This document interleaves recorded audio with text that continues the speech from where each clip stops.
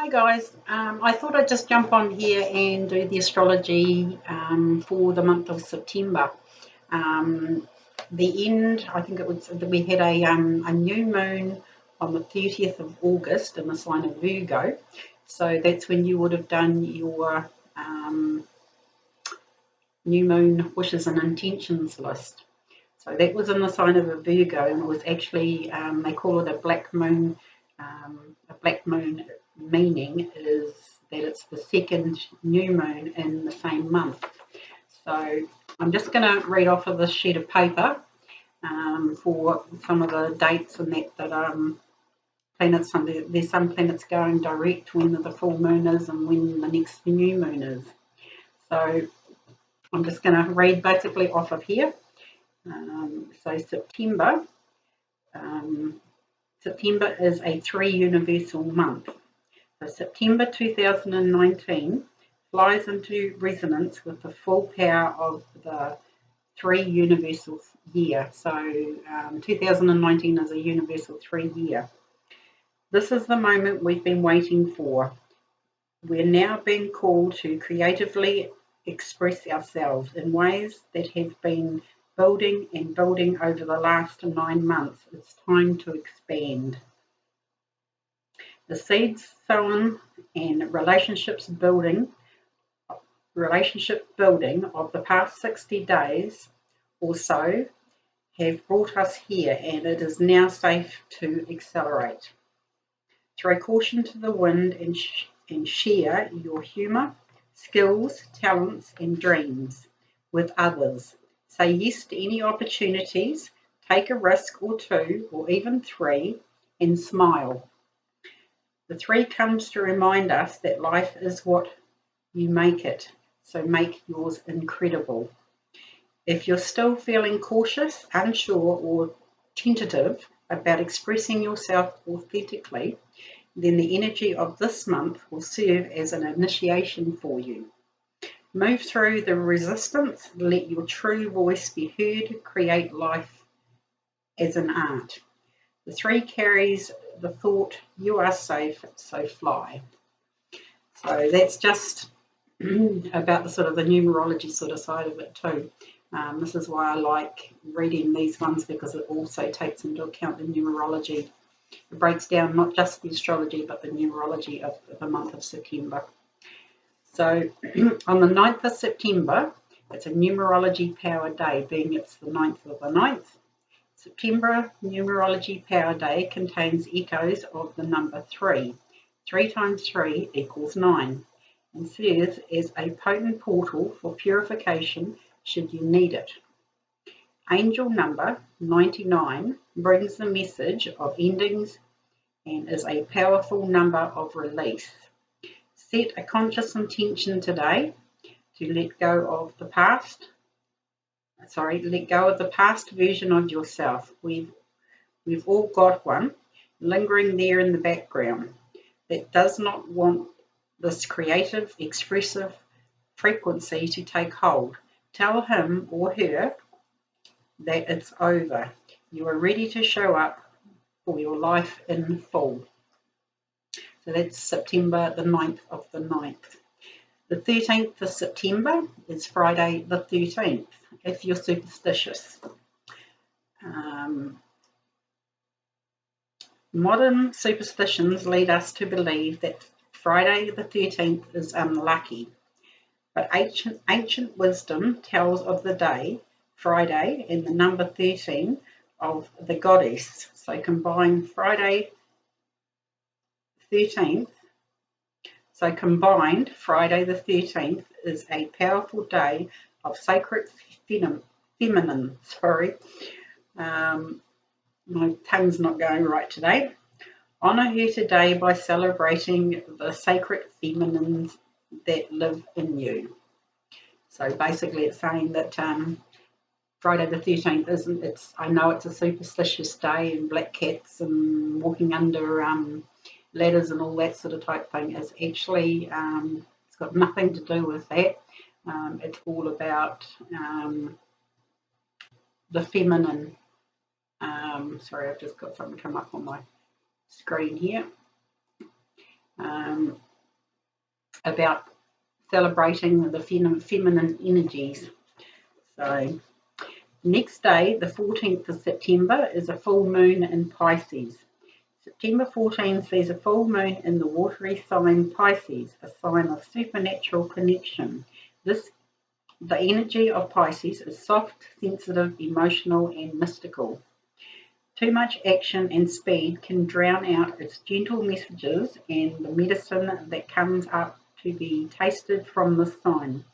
To receive its gifts require quiet and present patience and trust. So don't plan too much for this lunation. Let the waters of this full moon wash over you, guide you, and reveal what you most need to know. Working with cards, runes, tea leaves, or even a trip to a medium could yield particularly insightful results. So guys, book a reading on that day. That's a little pun for me too. Book a reading with me. The 18th of September, Saturn finally goes direct. And it says, Fuel, the father of time, the ruler of structure and limitation, stations direct on September the 18th. Whenever a planet reverses direction, moving forward or either backwards, its influence becomes stronger. So expect feelings of restriction to feel slightly worse before feeling better. The 23rd of September, the sun enters the sign of Libra. So it's the start of Libra season, and it's also the autumn or fall equinox. So depending on where you are in the world, southern or northern hemisphere, autumn starts on the 23rd of September. The sun's transit into Libra always marks the equinox, one of the only 2 days in the whole year where across the globe night and day are of equal length. Fittingly, Libra is the symbol of Fittingly, Libra is symbolized by the scales. So for the next 30 days, this metaphorical balancing act will become our astrological blueprint. It's a great time to schedule discussions, meetings, or negotiations where everyone needs a win-win outcome. If you've been feeling the squeeze of inequality or injustice in any area of your life, this could be the time to tackle the wrongs. But on the other hand, be aware of people-pleasing and letting yourself be led. Libra season can be notorious for dissolving your sense of self when you really should stand up for what you believe in. And me being a Libra, I know this. It's done it again. Sorry, guys. My computer wants to do a scan of the computer, and it keeps coming up on my screen. So that's the 23rd of September. So anything that you're dealing with in the legal situation, or just, needing a fair, balanced outcome or a win-win situation in anything, the 23rd onwards is the time to do that. So the 28th of September, there is a new moon in the sign of Libra. Throwing focus onto relationships and partnerships, the Libra new moon encourages us to sow seeds of intent around how we can better serve and be served by them. Spend time in the darkness of this lunation phase reflecting what it is you need from your closest kin. More fulfillment, more honesty, more balance, more fun, more pleasure. Without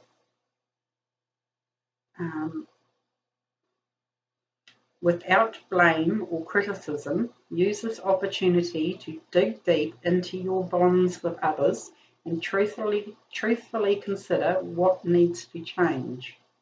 Libra holds a gentle, kind frequency, but around the middle ground of I can't even say this word. What it's trying to say is Libra is like the kind, gentle frequency, around middle ground, basically, like a 50-50 situation or the balance. And basically from the 23rd onwards, especially around the 28th on the new moon, there could be sort of battles around, you know, the balance in relationships, all that sort of type thing. So just keep a heads up on that. And if you remember, I think we had a fairly hefty, I think it was a full moon in Libra in the beginning of the year. I think it was around March or April. So it's just a heads up for relationships and stuff like that. So that's all I'm going to do. And remember, on full moons, you would set your forgiveness and gratitude list. So like anybody you have to forgive, you would write it down, write exactly what happened. You can do it in as much detail to get it written onto a piece of paper. You would then burn it. You would then grab another piece of paper and you would write a gratitude list for everything you're grateful for in your life, because the more that you are grateful, the more that you receive. And also, once you've burnt that list from your, I like to call it the grudge list, although it's called a forgiveness list because you're forgiving what happened for yourself, not forgiving the person for what they did, you replace it with gratitude. So you get rid of the negative and bring in the positive sort of type thing. And like I said, in the beginning of, or the end of August, we have the new moon in the sign of Virgo. So you'll do your new moon intention or wish list then.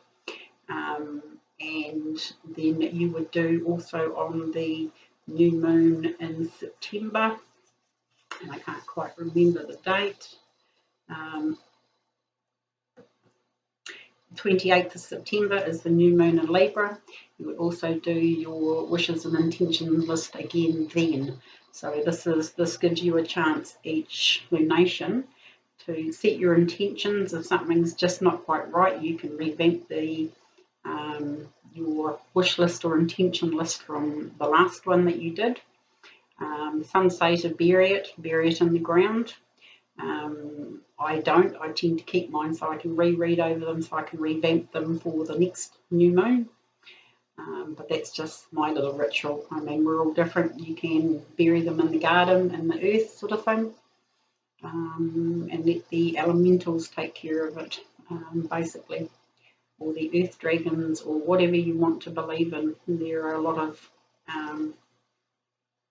scenarios about burying your wish list in the ground. So it's like going back to Mother Earth. So it's like planting a seed of intention, all those sorts of type things. So that's just a quick snippet of the astrology and numerology for the month of September. So I'm going to love and leave you and leave it at that, and get on to doing the life path readings for September. So I think I have a feeling it's going to be quite a good month sort of type thing. I think, you know, we're kind of getting to the end of the year. September's always a good month for me. It's my birthday, and I was also married on the same day as my birthday.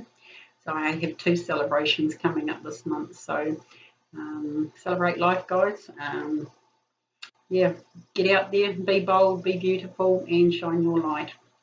So I'm going to leave it there, and I guess we'll talk all again in our life path readings. So I hope you're all looking forward to those. Catch you later, guys.